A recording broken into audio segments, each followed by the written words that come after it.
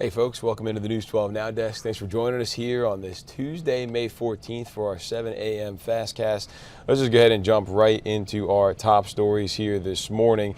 Aiken County parents, the new school renovation projects are on the table this year, and you get to decide how your tax dollars are spent.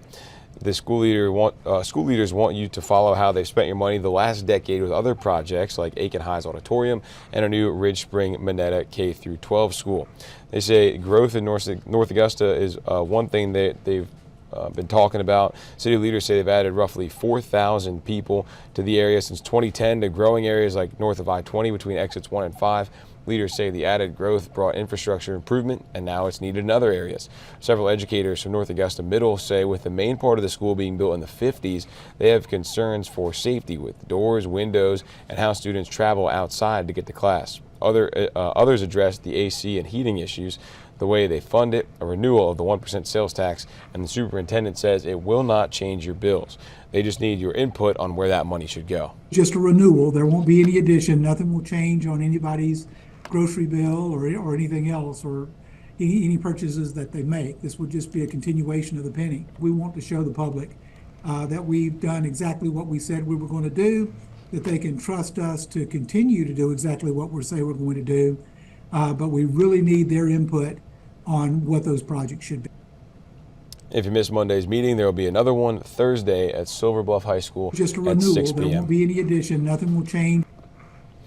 In Columbia County, the school district is hosting 2 public presentations for the approval of the 2024 and 2025 school year budget. The first meeting is today at 4:30, with the board looking at a tentative approval during the meeting at 5:30. The final approval of the budget will be May 28th at 5:30. Both meetings will be live streamed on the district's website.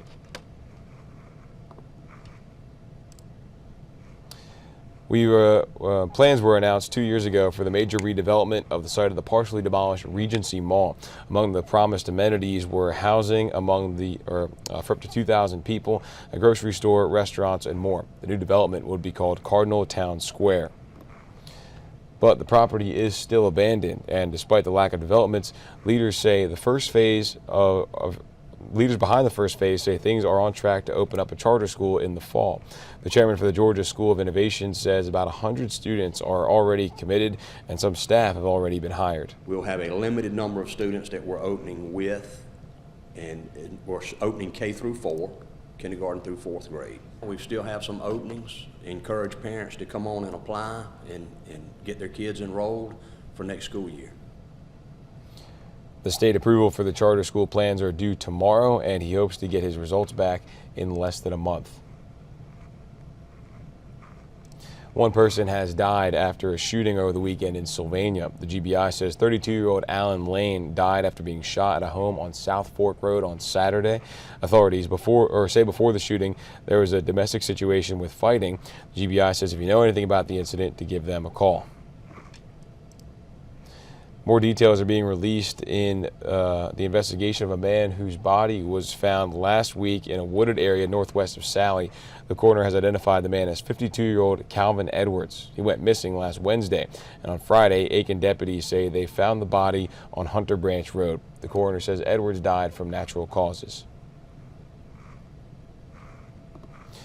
An update from our I-Team about the Richmond County Sheriff's Office. Last week, our I-Team broke the story that deputies are getting new body cams thanks to federal money. Our I-Teams learned the specific breakdown of what that $690,000 will buy. Sheriff Richard Roundtree submitted his plan to Senator John Ossoff, and it calls for 350 new body-worn cameras that cost about $750 each. It'll also pay for 44 docking stations, software licenses, and unlimited storage. These will replace the current ones, which, according to the application, have caused some problems recently. It says several servers crashed, and the Sheriff's Office lost some of their body cam footage.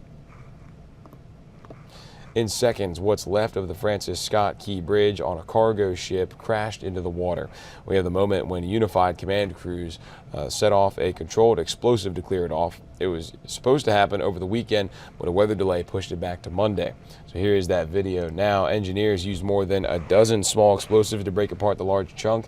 The span was sitting on top of the Dolly cargo ship that crashed into the Key Bridge 7 weeks ago. 21 crew members on board the ship were below deck while the explosions went off, and they say it's sounded like fireworks. Maryland's governor says leaders will continue to make sure people are safe during the cleanup process.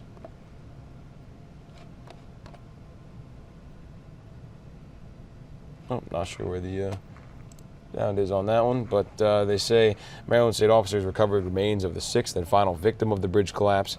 It's still going to take a couple days to move the cargo ship from the wreckage site. The CDC is investigating cases of counterfeit Botox across the U.S. And while we haven't seen any cases here in Georgia or South Carolina, medical professionals say there are several ways you can make sure you're getting the real deal by asking questions and doing your research. Botox does cost a lot to purchase. There's people that maybe look online for something that's cheaper. We're just seeing more and more patients that have had bad experiences other places. People from 9 different states have reported harmful reactions after receiving counterfeit Botox injections. Child care centers across the country and in Atlanta closed their doors Monday to call attention to what they say is a lack of funds. Providers say they and the families they serve need help. In Atlanta, a day without child care was held at Liberty Plaza.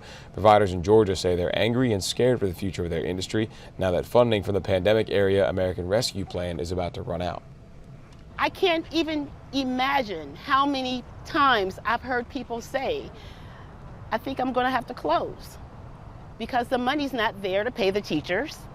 The money's not there for the child care providers to keep their lights on.